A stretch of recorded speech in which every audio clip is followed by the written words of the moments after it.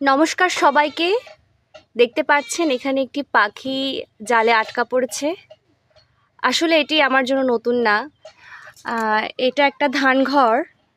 এখানে দেওয়া হয়েছে একটি জাল, যাতে পাখিরা এসে এখানে বিরক্ত করতে না পারে। শুধু পাখিরা না, এখানে বিভিন্ন ধরনের ইঁদুর বা বিভিন্ন আরও কিছু পশু এসে, যেমন বিড়াল, এরা ঢুকে প্রবেশ করে এখানে জিনিস নষ্ট করে ফেলে। যার ফলে যিনি এই ধান ঘরের মালিক, তিনি এখানে এরকম একটা জাল দিয়েছেন।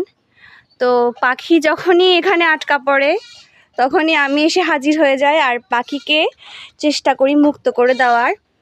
তো এই পাখিটাকে তখন আমি মুক্ত করে আকাশে উড়িয়ে দিব। এর আগেও দিয়েছি, আপনারা দেখুন। আমি এটাকে এখনই মুক্ত করে উড়িয়ে দিব। তার জন্য আমার লাগবে একটা ছুরি, কারণ জালটা কেটে দিতে হবে, কারণ পাখিটির পায়ে এমনভাবে জালটা আটকে গেছে, আসলে এটায় কাটা ছাড়া আর সম্ভব না। অবশ্যই ছুরি দিয়ে আমাকে কেটেই বাদ দিতে হবে এই জালের অংশটা। ওকে জাল থেকে ছুটিয়ে দিয়েছি, কিন্তু এখনও পুরাপুরি ওকে পরিষ্কার করতে পারিনি, কারণ ওর পায়ে এমনভাবে জাল জড়িয়ে গেছে, এগুলো পরিষ্কার করতেও সময় লাগবে। ওকে ছাড়ার পর ও হেঁটে হেঁটে চলে যাচ্ছিলো। আসলে এভাবে হেঁটে হেঁটে চলে যেত, ওর পিছনে আমি আবার দৌড়ে গেলাম যাতে ওকে পুরোপুরি মুক্ত করতে পারি, কারণ পুরোপুরি মুক্ত করতে না পারলে ও কিন্তু সারভাইভ করতে পারবে না। হয়তো আমি ছেড়ে দিলাম, আরেকজন হয়তো ধরে ফেললো। তো আমি চাইছি ওকে আমি সম্পূর্ণ মুক্ত করে আকাশে উড়িয়ে দিতে। ভগবান জানে কতটুকু করতে পারি, দেখা যাক।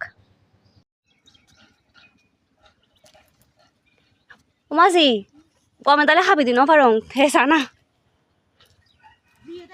এই বিহি। হ্যাঁ, বহু কষ্টের ফলে আমি আসলে একা একা, এগুলো কাজ অনেক কঠিন, একদম সম্পূর্ণ ওকে মুক্ত করেছি।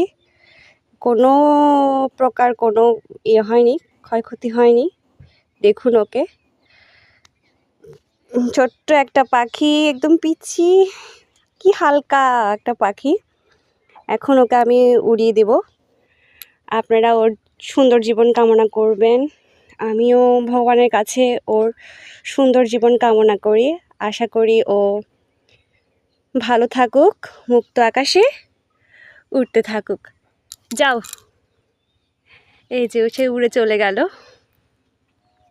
সবাইকে অনেক ধন্যবাদ এতক্ষণ ভিডিওটি দেখার জন্য। আপনারা সবাই অনেক ভালো থাকুন এবং এভাবেই জীবের জীবনকে রক্ষা করুন। কখনো তাদের প্রাণকে হরণ করবেন না, তাদেরকে ভালো রাখুন। আবারও দেখা হবে অন্য কোনো ভিডিওতে। সে পর্যন্তই ধন্যবাদ সকলকে।